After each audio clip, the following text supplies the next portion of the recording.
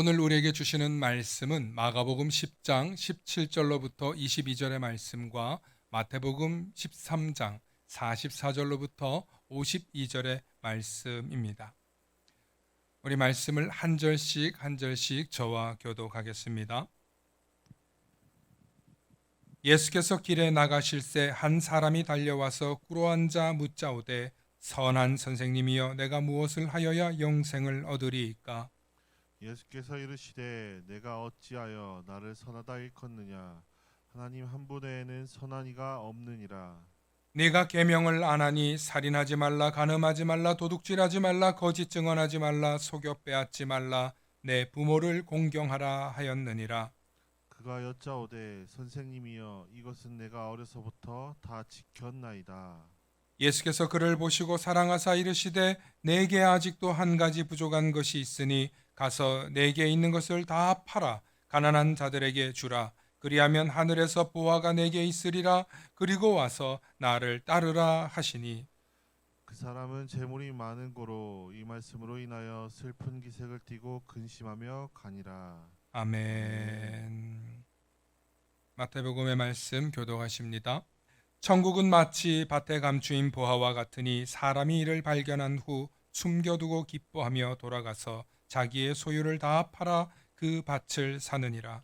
또 천국은 마치 좋은 진주를 구하는 장사와 같으니 극히 값진 진주 하나를 발견함에 가서 자기의 소유를 다 팔아 그 진주를 사느니라.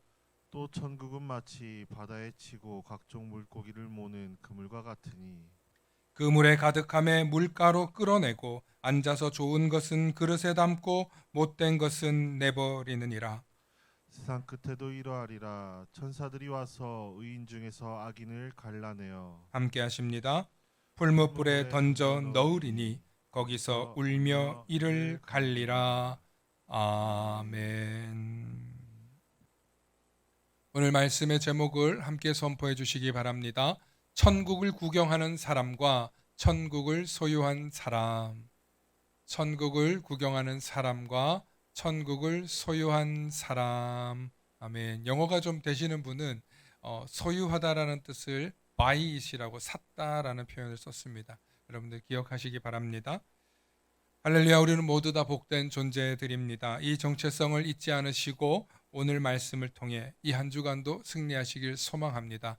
축복의 사람 곁에는 축복의 사람이 있고요. 감사하는 사람 곁에는 감사의 사람이 찾아옵니다. 날마다 감사의 사람, 축복의 사람 되시길 축원합니다. 아멘. 우리가 교회를 나오는 이유, 우리가 예수를 믿는 이유, 우리가 그리스도인이 된 이유는 여러 가지가 있을 것입니다. 한번 생각해 보시기 바랍니다. 제 용서함 받은 게 너무 감사하고 내가 구원받았다는 게 기뻐서, 혹은 나를 환대해 주는 사람들이 있고 소그룹 모임이 너무 기뻐서, 혹은 지옥 가는 게 무서워서, 혹은 예수님이 나를 사랑한다는 그 말이 너무 좋아서, 또 삶과 죽음의 의미에 대해서 궁금하고 그것을 깨닫고 싶어서, 또 마지막으로 인생의 어려움이 있어서. 최근 현대 그리스도인들이 교회를 다니는 이유, 교회를 쉬었다가 다시 교회를 오시는 이유, 혹은 새 신자가 교회를 등록하는 이유를 설문조사를 한 데이터가 있습니다. 왜 그들이 교회를 오는가에 대한 데이터, 우리 화면으로 잠깐 보여주시기 바랍니다.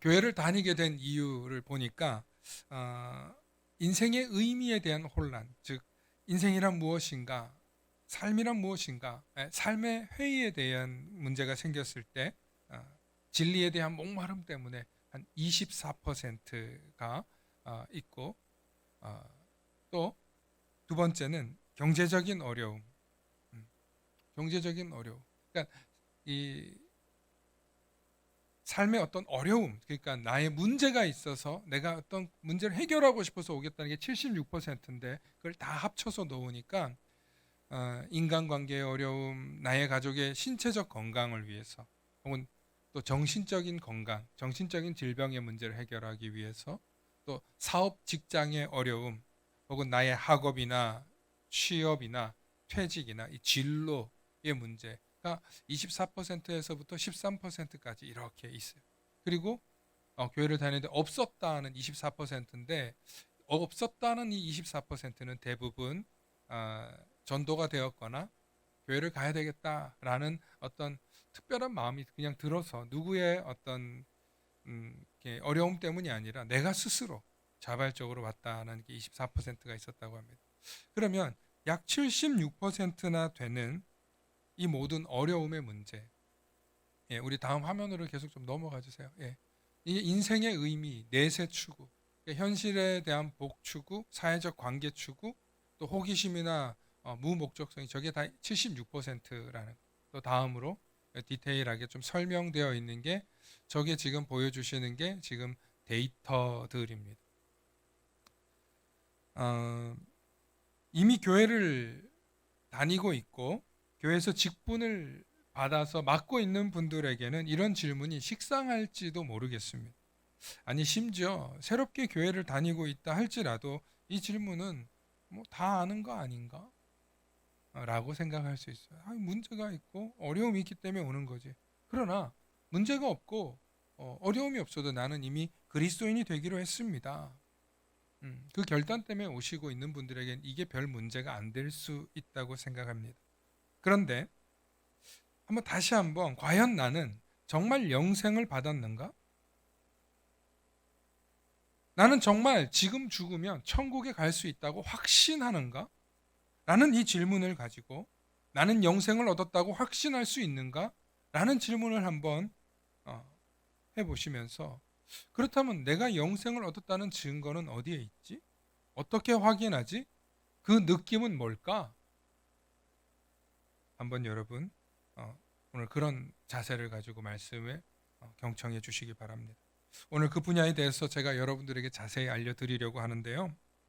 먼저 성경에 어떻게 영생을 얻었습니까? 라는 성경적인 답변은 요한복음 1장 12절과 14절에 자세히 나와 있어요. 우리 함께 보실까요? 영접하는 자 곧 그 이름을 믿는 자들에게는 뭐가 된다고요? 하나님의 자녀가 되는 권세를 주셨으니. 우리 한 목소리를 함께 읽어보십니다. 시작. 영접하는 자 곧 그 이름을 믿는 자들에게는 하나님의 자녀가 되는 권세를 주셨으니 이는 혈통으로나 육정으로나 사람의 뜻으로 나지 아니하고 오직 하나님께로부터 난 자들이니라. 말씀이 육신이 되어 우리 가운데 거하심에 우리가 그의 영광을 보니 아버지의 독생자의 영광이요 은혜와 진리가 충만하더라. 아멘. 여기서 14절에 말씀이 육신이 되어가 예수 그리스도를 뜻하는 거예요. 예수 그리스도 가운데 거하심에 우리가 그의 영광을 본다는 게 이게 구원을 말하는 거예요. 그리고 이 구원은 아버지 독생자가 주시는 구원의 영광이고 그것은 은혜와 진리가 충만하더라는 거예요. 그러니까 예수 안에 있기 때문에 우리는 은혜와 진리가 충만해지는 존재가 된다는 거예요. 이것이 영생을 누리는 사람이 느낄 수 있는 답입니다. 이것이 성경적인 답입니다. 근데 아멘을 못 하시는 것 같아요. 왜냐하면 여러분 한 가지가 더 있어요. 우리가 예수 그리스도를 믿고 영생을 얻었다고 느낄 때 우리가 어떤 경험을 하게 되냐면요. 예수 그리스도를 만났을 때 우리에게 찾아오는 한 가지 경험이 있어요. 그게 뭐냐면 주님, 저는 죄인입니다. 주님의 그 밝은 빛이 비춰주면 세상의 어둠이 순식간에 사라지는 것처럼 예수 그리스도를 만났을 때의 그 경험이 우리로 하여금 회개케 한다는 거예요. 그래서 처음 교회를 오거나 교회를 쉬었다가 오게 되면 그렇게 눈물이 나고 회개가 나오고 저는 죄인입니다. 저는 죽일 놈입니다. 저는 너무 부족한 사람 하는 회개의 고백이 통렬하게 고백되어지면서 내가 죄인이라는 사실을 고백하는 거예요. 아니 이 사람이 사람을 죽인 것도 아니고 남의 물건을 훔친 것도 아닌데 내가 죄인이라는 걸 발견하는 거예요. 그래서 예수 그리스도가 아니고서는 내가 용서받을 수 없다는 게 깨달아지고, 이 과정의 말씀이 사람으로서는 할 수 없는 일을 하나님으로서는 하실 수 있다는 그 말씀이 믿어지는 거예요. 할렐루야. 여러분, 우리가 예수 그리스도를 만나면 회개가 터져 나오고요. 그래서 모든 사람들이 예수님을 만났을 때 현상이 있었어요. 성경에. 어떤 현상입니까? 저는 죄인입니다. 저는 죄인입니다. 회개합니다. 지금까지 내가 잘못한 것을 다 갚겠습니다. 삭개오가 그랬고, 베드로가 그랬고, 빌립이 그랬고, 레위가 그랬고, 여러분 모든 사람들이 주님을 만나는 순간 저는 죄인입니다. 엎드리고 회개하고 그 앞에서 자복하는 경험을 하는 것입니다. 그렇게 우리가 주님을 만나게 될 때 빛이 오면 어둠이 물러가듯이 우리의 삶의 주홍글씨 같은 그 붉은 죄들이 예수 그리스도를 만남으로 인하여 사라지는 체험을 하게 되는 거예요. 이 경험이 우리로 하여금 주님이 내 안에 들어오시는 게 이렇게 소중하구나, 내가 주님을 믿는다는 것이 이렇게 고귀한 일이구나, 죄 용서함 받는다는 것이 두 다리 뻗고 살아갈 수 있는 자유와 평안함이 있구나, 그래서 주님이 내 안에 있는 것이 너무 감사해서 지난 2000년 동안 모든 그리스도인들이 이 경험을 하는 거예요. 그걸 우리는 이렇게 표현합니다. 신학적으로 따라해 봅시다. 임재. 예, 그걸 임재라고 해요. 주님이 내게 임하여서 오셨다 하는 거. 그래서 이미 그리스도인들은 주님이 내게 오셨다라는 것을 믿고, 이 믿음의 고백이 교리적으로나 지식적으로 믿는 것이 아니라 체험적으로 믿어지는, 내 죄가 찢겨지는 경험. 그래서 다시 얘기하지만 처음 교회로 오거나 교회를 쉬었다가 오거나 하는 많은 사람들이 삶의 어려움 때문에 왔다가 내가 죄인임을 발견하는, 왜 죄인이냐면 하나님이 이렇게 나를 사랑해 주셨는데 내가 몰랐구나, 죄송하다, 부끄럽다, 하나님이 나를 이렇게 사랑하셔서 오래전부터 우리를 부르셨구나. 할렐루야. 여러분, 이 경험을 하는 사람들이 교회에 모여 있는 거예요. 이런 경험이 있는 사람들이 모여서 있는 이 자리가 무슨 자리다? 천당이다. 이 자리가 하나님 나라다. 그래서 예수님께서는 우리가 모이는 그 자리에 내가 너희와 함께 하겠다고. 그래서 주님이 함께 있는 그 자리가 무슨 자리예요? 임재의 자리고, 천국의 자리고, 하나님 나라의 자리고, 그 속에 뭐가 있냐? 영적인 변화가 일어나고, 회개가 일어나고, 또 우리 삶의 변화가 일어나고, 진정한 삶의 부흥이 일어나는. 그래서 회개와 변화가 일어날 때 진짜 우리 삶의 부흥이 일어나는 거지. 교회에 와서 어려운 문제 들고 이 문제 해결해 달라고 기도하고 있는 것도 중요해요. 그거 필요하죠. 그거 하지 말라는 게 아니에요. 그것 때문에 왔다가 뭘 깨달아요? 내가 죄인인 걸 깨닫는다. 내가 부족하다는 걸 깨닫는 거. 그래서 이 기존의 성도들 뿐만 아니라 교회에 돌아오는 모든 사람들이 내가 세상에서 저질렀던 죄, 탐욕의 죄, 미워하고 시기하는 죄, 육신과 정욕의 죄, 그래서 회개기도 하기 바빠요, 사실. 그래서 우리가 주일 예배 때마다 침묵으로 고백하시기 바랍니다 하는 이 고백은 이런 고백이에요. 주님, 제가 죄인입니다. 그러나 주님의 임재로 인하여 저를 구원하실 줄로 믿습니다. 이것이 매주 새롭게 갱신되어지는 거예요. 할렐루야. 이것이 예배입니다. 이게 과정이 일어나지 않으면 이건 예배가 아닙니다. 이게 없으면 주님의 은혜도 경험할 수 없고, 이게 없으면 주님의 사람으로 살고 있다라는 자긍심을 잃어버려요. 그런데 주님의 예배 앞으로 나와서 내 속에 있었던, 내가 잘 아는 그 죄를 고백함으로 인하여서 자랑하는 게 아니에요. 주님 앞에 침묵으로든 마음속으로든 여러분들이 고백하고 자복하고 나아갈 때 주님이 잘 왔다. 오늘 교동문에 읽은 것처럼 여호와께서는 돌아오는 자들을 용서해 주시리라. 할렐루야. 하나님 우리를 용서해 주시는 하나님이시고 우리를 품어주시는 하나님이십니다. 그래서 우리가 일상에서 짓는 작은 죄도 회개해야 돼요. 예를 들면 제가 저희 아내랑 사소한 말다툼이 있었다고 칩시다. 그래서 화를 버럭 내고 당신이 나한테 이럴 수 있어 소리 지르고 며칠씩 말을 안 했다고 칩시다. 여러분 그러고 우리가 예배 드릴 수 있을 것 같아요? 예배가 안 돼요. 저는 만약에 그런 일이 없다는 게 아니고 있으면 얼마 안 가서 얼른 집사람한테 여보 내가 아까 그래서 미안해 하고 얼른 꼬리 내립니다. 그리고 잘못했어. 앞으로 주의하겠습니다. 하고 제가 숙여요. 그러면 이제 좀 시간이 지나면 저희 집사람이 마음이 풀리죠. 왜 이렇게 하냐면 아니 목사님 그런 것까지 사과를 하고 죄 회개하고 그래야 되냐고. 이걸 안 하면 잠이 안 와요. 이걸 안 하면 설교가 안 써져요. 이걸 안 하면 강단에 올라올 마음이 안 생겨요. 얼마나 힘든지 몰라요. 강단에 올라오기 직전에 만약에 그런 트러블이 생기잖아요. 그러면 정말 죽을 것 같아요. 이게 하나님이 주시는 두려움이에요. 하나님이 주시는 경건이에요. 그게 하나님의 처소에 거룩한 자리에 서는 자의 자세인 줄로 믿으시길 바랍니다. 여러분들의 삶도 마찬가지예요. 여러분 세상에서 왜 갈등이 없습니까? 세상에 수많은 악한 사람들과 여러분들 살다가 오는 거 아니에요.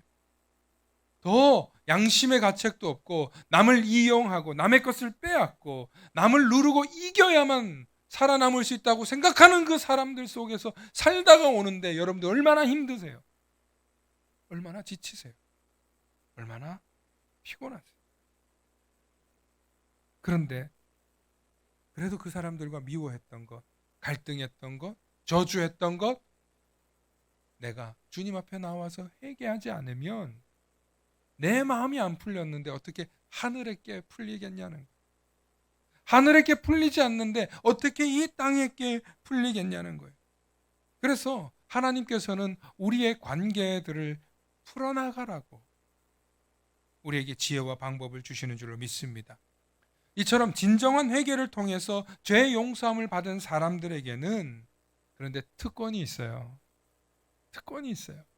죄 용서함을 받은 하나님의 자녀가 되는 권세가 특권이에요. 하나님의 자녀가 되는 권세. 하나님의 백성이 되는 권세. 과거에는 우리가 죄 가운데 있을 때는 하나님이 우리를 볼 수 없어요. 하나님은 죄에 가까이 오시지 않으시기 때문에. 그런데 예수 그리스도를 통하여서 우리가 죄의 용서함을 받고 예수 그리스도의 보혈의 피로 우리의 죄가 씻김 받으면 하나님이 우리를 보시는 거예요. 너 왔구나. 너 그동안 힘들었지. 하나님이 우리와 동행하시고 함께 해주시는 거예요. 우리가 교회만 아니라 어느 곳에 있든지 하나님이 우리를 보시는 거예요. 여러분 결혼하신 분도 있고 자녀가 없는 분도 계신데 여러분 자녀가 있는 사람은요 하루 종일 그 자녀가 집에 안전하게 돌아왔는지를 늘 신경 쓰게 돼 있어요. 여러분 이게 부모의 마음인데 우리를 창조하신 하나님 아버지의 마음은 어떠시겠어요? 하나님은 내 자녀들이 하나님의 죄 용서함을 예수 그리스도의 죄 용서함을 받은 우리 자녀들이 어떻게 사는지 관심 있게 보세요. 그래서 우리가 죄 용서함을 받고 하나님께 구하는 간절한 기도의 제목을 하나님은 어떻게 하신다? 들어주신다. 이것이 하나님의 뜻과 하나님의 계획에 위배되지 않은 이상 하나님은 들어주실 뿐만 아니라 기도가 잘 돼. 죄 용서함을 받고 회개하고 기도하면 기도가 잘 돼. 여러분 그 경험이 있으시길 축원합니다. 여러분 그 경험이 있어야 신앙생활 하는 맛이 있고 하나님 자녀로 살아가는 맛이 있고 특권을 누리는 기쁨이 있습니다. 그래서 회개하면 하나님의 자녀가 되는 권세가 있기 때문에 이 세상을 보는 눈이 달라져요. 세상이 새로워져요. 세상이 예전에는 두렵고 무섭고 어둡고 캄캄했는데 새로운 경험을 하는 거예요. 와, 이게 다 내 거란 말이지. 하나님이 이걸 다 지으셨단 말이지. 그동안 내가 아주 작은 거에 욕심내고 이랬던 것들을 다 별거 아니구나. 진짜 하나님이 내게 다 주셨구나 하는 그런 믿음의 고백이 여러분들에게 있으시길 축원합니다. 그래서 필요에 의해서 사용하는 거지 우리가 작은 것 뭐 가지려고 하는 것에 일희일비하고 사는 게 아니라 이미 하나님께서 내게 다 주신 것을 경험하면서 우리 삶의 태도가 달라지고 우선순위가 달라지는 경험을 하십니다. 오늘 성경에 보니까 한 사람이 예수님께 질문합니다. 내가 무엇을 하여야 영생을 얻으리까? 너무 훌륭한 질문이에요. 너무 진짜 칭찬할 만한 질문이에요. 그러자 예수님께서 계명을 얘기하죠. 네가 살인하지 말라, 간음하지 말라, 도둑질하지 말라, 거짓 증언하지 말라, 내 부모를 공경하라. 그러니까 이건 제가 다 어려서부터 지켰습니다. 그러니까 예수님께서 그를 사랑스레 바라보시면서 그러나 내가 한 가지 부족한 것이 있는데 가서 내게 있는 것을 다 팔아 가난한 자들에게 나눠주라. 그리하면 하늘에서 보화가 내게 있으리라. 분명히 얘기하십니다. 보화가 내게 있으리라. 그리고 와서 나를 따르라 하셨습니다. 그런데 이 사람이 어떻게 합니까? 슬픈 기색을 띠고 재물이 많은 거로 그 사람이 슬픈 기색을 띠고 근심하며 떠나갔더라. 근심하며 떠나갔다. 여기서 예수님께서 무엇을 해야 영생을 얻으리까? 라고 질문한 이 사람에게 답을 주셨어요. 정말 삶의 진지한 질문. 어떻게 해야 영생을 얻습니까? 어떻게 해야 내가 구원을 받을 수 있습니까? 정말 진지한 질문을 했는데 이 질문을 한 사람이 예수님이 하나님의 아들이요 구원자임을 몰랐어요. 그래서 예수님이 주신 이 답을 올바르게 이해하지 못했어요. 아니, 저는 이렇게도 생각해 봤어요. 만일 이 사람이 정말 예수님이 구원자인 줄 깨달았다 하더라도 이 사람이 자신의 재산을 다 팔고 주님을 따랐을까? 저는 아니라고 생각합니다. 왜냐하면 그의 생각 속에는 예수님을 따르기 위해 내 모든 것을 팔아서 나눠주고 간다? 그의 머릿속에는 상상해 본 적이 없는 일이기 때문에 그렇습니다. 상상해 보지 못한 일은 우리는 할 수 없습니다. 강력한 하나님의 주권에 이끌리지 않는 이상 할 수 없어요. 그런데 이 사람이 영생을 물었잖아요. 영생. 구원을 물었잖아요. 영원한 생명에 대한 유한한 우리를 영원한 생명으로 이끄는 길에 대한 어마어마한 질문을 했잖아요. 그래서 예수님이 답을 주셨잖아요. 어떻게 하라고? 네가 가지고 있는 것을 다 팔아서 나를 따르라. 그런데 이 사람은 어떻게 했습니까? 도저히 그것만은 하고 떠난 것 같아요. 사랑하는 성도 여러분, 천국을 소유하시기 바랍니다. 저는 여러분들이 이 어리석은 사람처럼 죽어서 가지고 못 갈 수도 없는 이 재물 때문에 영생을 놓치는 어리석은 바보가 되지 않기를 축원합니다. 신약 성경에서 예수님의 천국 설교를 자세히 보면 대부분이 먹고 사는 문제의 비유로 설명해 주시는데 그 중에 천국을 소유하는 이야기가 3분의 1이나 나오는데 물질에 대한 비유로 말씀하세요. 왜 물질에 대한 비유로 말씀하셨냐면 그만큼 먹고 사는 문제만큼 천국의 문제가 더 중요하기 때문에 얘기하신 거예요. 그런데 많은 사람들이 이 이야기를 곡해해요. 오해해요. 마태복음 13장의 말씀처럼 오늘 우리가 읽은 말씀처럼 우리 함께 보십니다. 마태복음 13장 44절의 말씀 우리 함께 읽습니다. 화면으로도 보여주세요. 네, 함께 읽어보십니다. 시작. 천국은 마치 밭에 감추인 보화와 같으니 사람이 이를 발견한 후 숨겨두고 기뻐하며 돌아가서 자기의 소유를 다 팔아 그 밭을 사느니라. 또 천국은 마치 좋은 진주를 구하는 장사와 같으니 극히 값진 진주 하나를 발견하매 가서 자기의 소유를 다 팔아 그 진주를 사느니라. 아멘. 여러분, 이 말씀이 상식적으로 이해가 되시죠? 상식적으로 이해가 되시죠? 보화잖아요. 보화를 남들은 몰라. 그래서 나는 발견했어. 이걸 얻어야 돼. 내가 이 땅을 사면 이 보화도 내 거야. 여러분, 어떤 게 더 유익입니까? 유익이라고 생각하니까 이 보화를 사는 거예요. 진주를 볼 줄 아는 진주 장사가 진짜 이게 $100밖에 안 한다고? 내가 볼 땐 1억 달러도 할 거야. 발견한 사람은 이걸 사는 거예요. 이게 천국이에요. 이게 천국. 천국의 가치는 비교조차 안 되는 어마어마한 가치가 있기 때문에 사는 거예요. 이윤을 남기는 거예요. 아니, 이윤을 넘어서서 비교가 안 되죠. 비교가 안 돼요. 그래서 예수님이 너무 상식적인 비유로 설명해 준 게 오늘 말씀이에요. 그런데 여러분, 이 천국은 오늘 말씀에 이 비유로 사는 것을 물질로 사는 걸로 얘기했지만, 여러분, 천국은 뭘로 사는 거예요? 무엇으로 사는 거예요, 천국은? 크게 대답해 보세요, 자신 있게. 돈으로도 못 가요, 하나님 나라. 잘생겨도 못 가요, 하나님 나라. 힘 있어도 못 가요, 하나님 나라. 뭘로 가요? 뭘로 가요? 오직 믿음으로 간단 말이에요. 믿음으로. 믿음으로 가는 나라, 하나님 나라. 난 이 찬양 너무 잘 만들었다고 생각해. 믿음으로 가는 나라, 하나님 나라. 믿음으로 가요. 그래서 사람들이 믿음은 돈이 안 드니까 믿음을 쉽게 생각해요. 그러나 우리 교회에 은행을 다니시는 분이 계시는데, 여러분, 은행에서 돈을 빌려줄 때 뭘 보고 빌려줍니까? 뭘 보고 빌려줘요? 신용으로 빌려줘요. 근데 은행에서 다르게 말한 게, 믿음을 다른 표현으로 쓴 게 신용이에요. 그렇지 않습니까? 그 사람의 신뢰도를 보고 준단 말이에요. 그게 유대인들이 발견한 믿음이라는 메커니즘을 가지고 금융 시스템을 만든 거예요.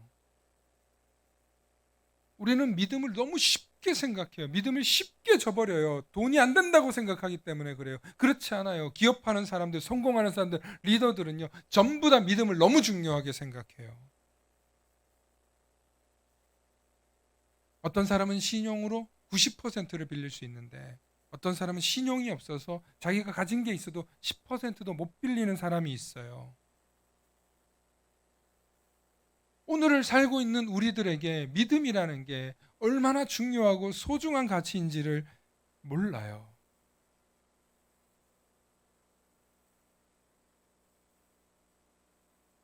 마태복음 6장 19절에 21절에 오늘 예수님이 이 믿음이 얼마나 중요한지 우리 다시 보물로 설명하시는데, 6장 19절과 21절 함께 보시기 바랍니다.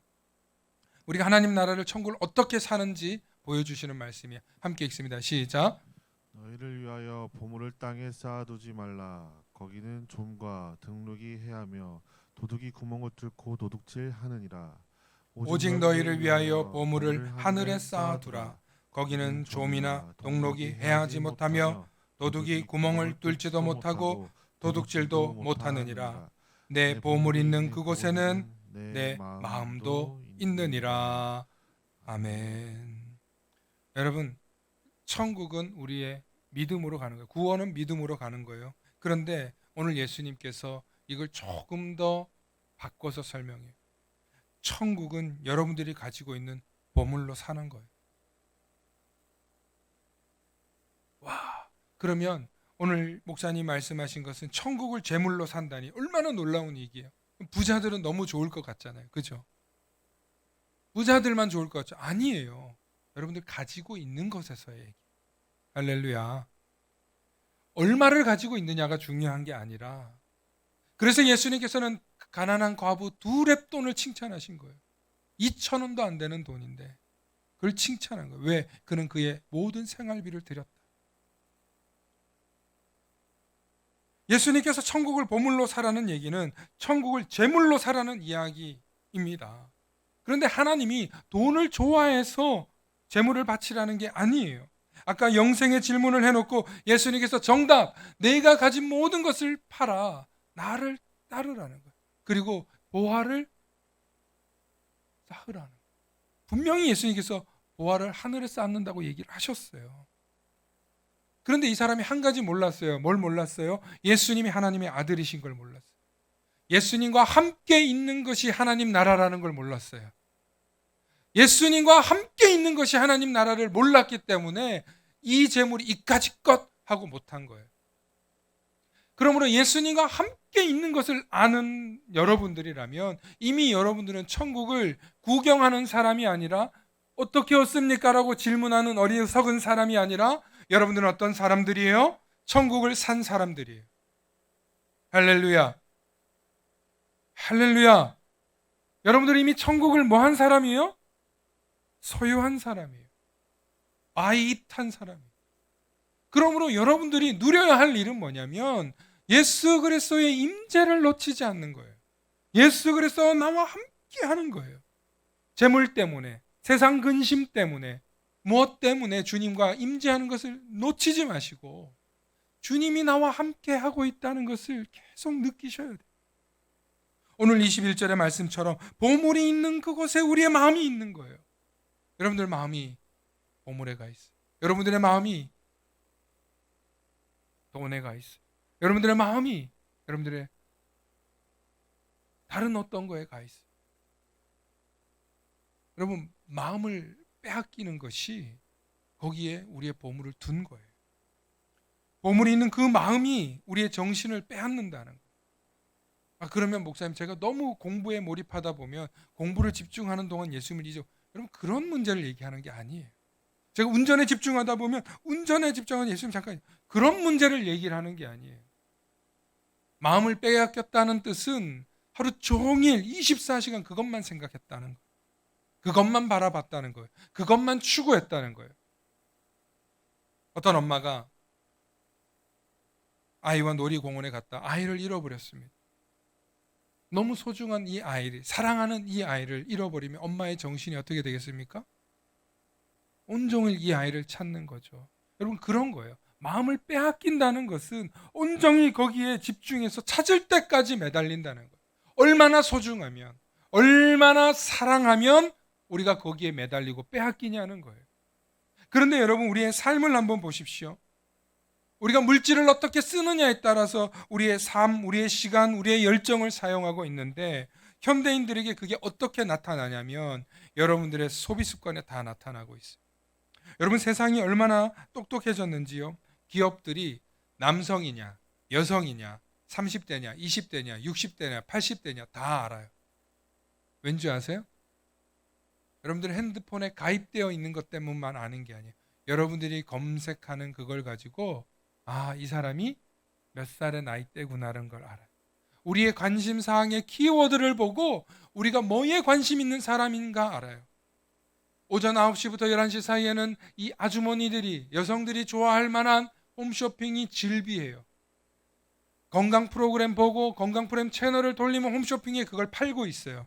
경험해 보셨습니까? 논이가 그렇게 좋대 그럼 홈쇼핑 옆에서 논이 나오고 있고, 비타민 그렇게 중요하대 그러면 비타민 팔고 있고, 오늘은 의학 박사가 나와가지고 칼슘을 섭취를 골다공증 예방, 그럼 홈쇼핑 옆에서 채널 돌리면 바로 나오고 있어요. 왜 그렇습니까? 우리의 소비 욕구와 소비 패턴을 알기 때문에 그렇습니다. 여러분 제가 이걸 왜 얘기하냐면 컴퓨터도 알고 AI도 아는 것을 하나님이 모르시겠냐 이 말이에요. 하나님도 다 아시네. 우리가 어떤 일을 더 가치 있게 여기는지 우리의 소비 습관, 우리의 물질의 습관 속에 다 들어있다는 거예요. 하나님께 드리는 것은 반드시 하나님께 선하게 사용되어지게 있는 줄을 믿으시길 바랍니다. 가난한 자들과 하나님을 사랑하는 사람들에게 구제하는 데 쓰인다는 거예요. 교회를 위해서 또 하나님 나라의 복음 확장을 위해서 쓰인다는 거예요. 많은 사람들이 교회에 물질을 내는 것, 교회 물질을 하는 것 여러분 굉장히 아까워해요. 두려워해요. 여러분 그렇게 생각하지 마세요. 하늘에 쌓는. 그래서 제가 늘 헌금 기도를 할 때마다 여러분들의 재물은 하늘에 쌓였다는 걸 확인시켜 드리는 거예요. 물질이 있는 곳에 여러분들의 마음이 있어요. 보물이 있는 곳에 여러분들의 마음이 있어요. 여러분들의 마음이 정말 주님을 사랑한다면 여러분들의 물질을 주님께 드리는 거예요. 여러분들이 정말 주님을 위해서 헌신하기를 원한다면 여러분들의 시간을 주님께 드리는 거예요. 여러분들이 정말 주님을 사랑한다면 하루의 삶 속에서 아주 소중한 그 시간이지만 그 시간을 주님을 만나는 데 할애하는 거예요. 주님 오늘 주시는 말씀 깨닫기 원합니다. 주님 오늘 제게 주시는 이 은혜 제가 잊지 않고 살겠습니다. 세상이 주는 폭풍과 같은 시련과 고난이 있어도 주님 제가 이겨내기를 원합니다. 주님 제가 오늘 욱했네요. 주님 제가 오늘 죄 지었네요. 회개합니다. 그 시간을 여러분들 매일 소중하게 주님께 내어드리시기 바랍니다. 여러분 일주일의 삶 속에 주의를 지키는 일 마찬가지예요. 여러분 주님께 물질을 드리는 일 마찬가지입니다. 그래서 여러분들이 이미 천국을 소유하고 있기 때문에 그것을 계속 누리시라는 거예요. 구경만 하지 마시고. 사랑하는 성도 여러분, 천국을 구경만 하지 마시기 바랍니다. 천국을 소유한 사람으로 살아내실 수 있기를 축원합니다. 천국을 사십시오. 천국을 가지십시오. 천국을 누리십시오. 그것이 정말 여러분들의 삶에 나타나는 것이 천국입니다.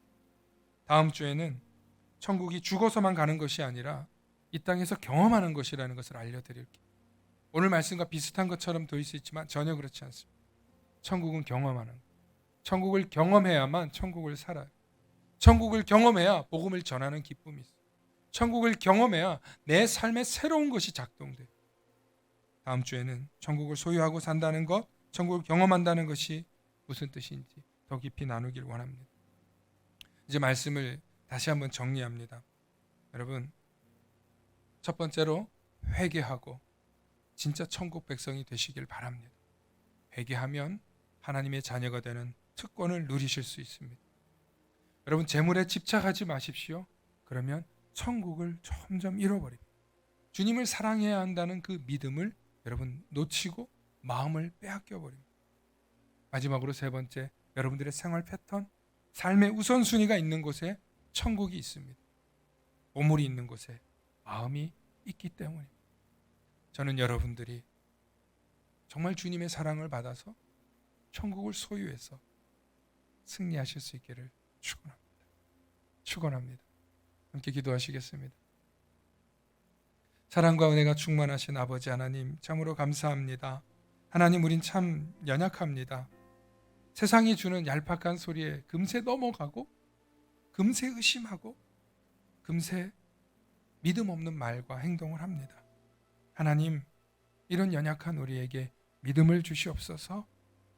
용기 내서 주님을 믿고 나아갈 수 있는 믿음을 주시옵소서.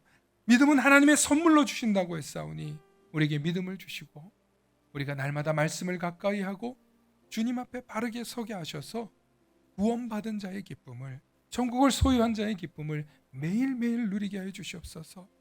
우리를 하나님의 자녀 삼아 주시는 놀라운 특권을, 권세를 주셨는데, 기도할 수 있는 능력을 주셨는데, 아버지 하나님을 아바 아버지라고 부를 수 있는 권세를 주셨는데 하나님 이걸 잘 사용하지 못할 때가 있었음을 고백합니다. 하나님, 우리를 불쌍히 여겨주시고 깨달아 알 수 있는 지혜를 주시고 은혜를 베풀어 주시옵소서. 감사드리며 우리 주 예수님 이름 받들어 기도하옵나이다. 아멘.